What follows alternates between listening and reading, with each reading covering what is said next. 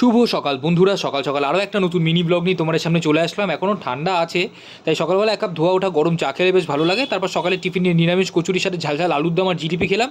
আর দুপুরের লাঞ্চে সাদা ভাতের সাথে শুকনো ডাল ছিল, মা আগের দিন ডাল ছিল সেটাকে শুকিয়েছে, তার সাথে লাউয়ের চোকলা বাটা ছিল, ফুলকপির তরকারি ছিল আর আমুদি মাছের ঝোল দিয়ে খেয়েছি। খাওয়া দাওয়া একটু ফল খাবার বসে একটু কুল খেয়ে নিয়েছি। আর আমাদের এখানে প্রত্যেক বছর জানুয়ারি মাসের 23 তারিখ থেকে বিরাট বড় মেলা বসে। আর দু এক বছর ধরে আরও একটা মেলা, মানে দুটো মেলা একসাথে বসছে। তা আমি আর আমার মা সেই মেলায় গতকাল বিকালবেলা ঘুরতে গেছিলাম। তো মেলা ঘুরতে প্রত্যেক বছর ছোটোবেলা থেকে আমি মেলায় ঘুরতে খুবই ভালোবাসি। আর বিশাল ভিড় পড়ে এই মাস পড়লে, ফেব্রুয়ারি মাসের প্রথম দিক থেকে প্রচুর ভিড় পড়ে। এই মাসের শেষ ছিল এখনও, ভালোই মোটামুটি ভিড় ছিল তাও এখনও। তারপরে ফেরার পথে একটু ঘুগনি খেলাম, গরম গরম ঘুগনি।